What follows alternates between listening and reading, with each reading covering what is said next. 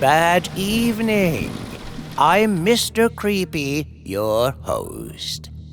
Tonight's story is about a boy named Rodrigo who was dying to eat. Why, he was so hungry he stole the food from gravesides. Poor Rodrigo couldn't possibly anticipate the livid reaction from the corpse cannibals. I won't blow the ending for you, but I can assure you it's difficult to digest.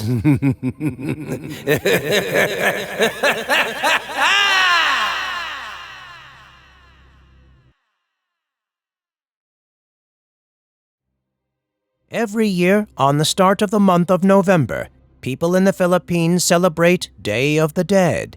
During the holiday, family members will usually go to the graves of past loved ones and partake in traditions like cleaning their tombstones. They also bring offerings in the form of prayers, flowers, candles, and even food. And in some instances, food is left at the sites overnight. And while most wouldn't dare to do anything to disrespect the dead, there are a few that don't hold the same beliefs. Rodrigo had been carefully watching from afar, deciding on which graves he was going to get his free meals from. Upon seeing some of the visitors leave the lightly guarded cemetery, Rodrigo made his way to a few of the grave sites and discreetly grabbed some of the food.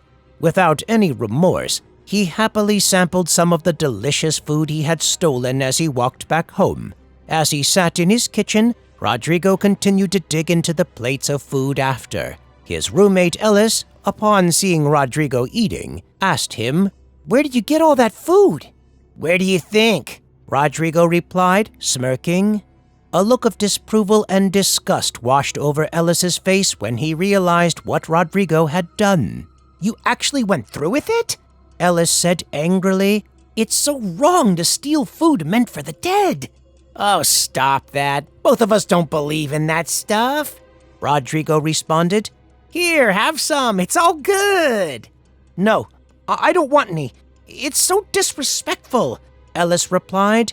"Plus, I don't want to have any of the bad luck that might come our way. I'm out of here." Rodrigo just laughed as he watched his roommate leave. "Fine, more for me," he yelled. But Rodrigo had stolen so much food that he couldn't even finish. Feeling full and satisfied, he decided to take a nap on the couch with his little dog joining him. However, not even an hour had passed when the sounds of stray dogs barking outside stirred Rodrigo awake from his slumber. Feeling annoyed, he made his way to the back window to see what the commotion was all about. But when his eyes adjusted to the darkness, he saw the dark silhouette of a figure standing across the street. Feeling a bit unnerved by the sight, Rodrigo backed away from the window. It was at that moment that he suddenly heard his little dog barking right towards the front door. Reluctantly, Rodrigo peeked from a side window to investigate. His body was suddenly overwhelmed with the current of chills as he saw another dark silhouette just standing a few feet away from his door. Rodrigo mustered the courage to scream, "Get the hell out of here!" But instead of taking heed of Rodrigo's anger, the figure suddenly started to walk closer to the front door. Rodrigo was filled with a sense of dread when he noticed the movements of the figure didn't look natural at all. In fear, Rodrigo retreated back into the kitchen, but once he got there, he was met with the terrifying sight of ghastly faces peeking in through the windows from the back of the house. Rodrigo screamed in horror. He made his way to a flight of stairs in an effort to escape, but there, at the top, was a grotesque figure staring down at him. Rodrigo couldn't believe what he was seeing. The figure seemed to be that of a corpse. To Rodrigo's horror, the figure began to descend the stairs, moving towards him in an unnatural way. Before Rodrigo was able to make sense of it at all, he suddenly realized that the figure that was outside of his front door was now somehow inside his living room. It too was just as horrific looking as the other. Rodrigo ran to the back of the house in a desperate effort to escape, but he was greeted by an even worse sight. All of those ghastly faces that were peeking through the window from outside were now inside. A group of grotesque-looking figures, corpses that were all somehow alive. Before Rodrigo knew it, he was eventually surrounded by the grotesque figures. He didn't know how any of this was possible, but he knew why they'd come. Scared out of his mind, Rodrigo began to beg them for forgiveness. I'm sorry. I shouldn't have taken your food. It was wrong. I'll make it up to all of you. Please. Please forgive me. Please.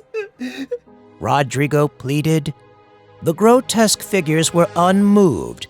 They continued to advance on him. Rodrigo eventually backed into a wall. He was trapped. With tears streaming down his face and his heart thumping, he continued to plead with the dead. It was no use. It wasn't long before they were so close to Rodrigo that he could stare each and every one of them in their cold, dead eyes. What do you want? Rodrigo cried out. I'll give it to you. Just tell me. One of the dead finally responded. Food. Food. The grotesque figures all lunged at Rodrigo as he let out a blood-curdling scream.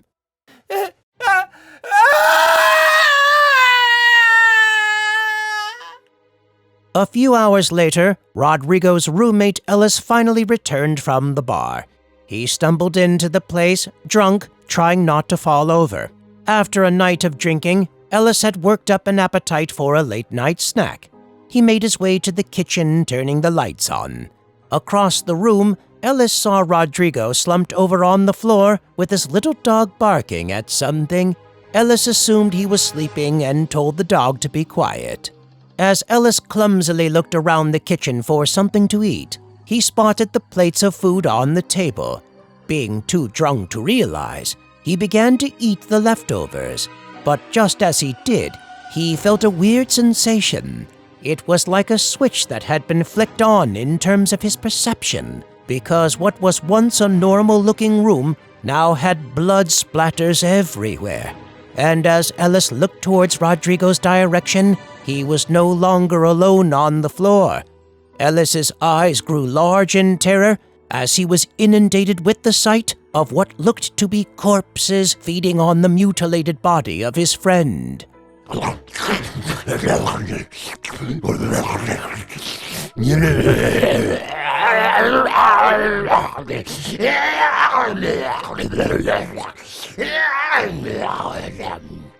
But just as Ellis was about to scream, the grotesque figures all stopped what they were doing. They all stood up and suddenly turned to look at Ellis.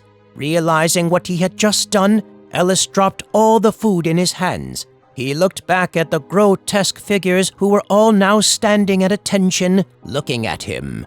He wanted to scream, but Ellis was too overcome with fear. He helplessly watched as one of the dead pointed at him and said, Food.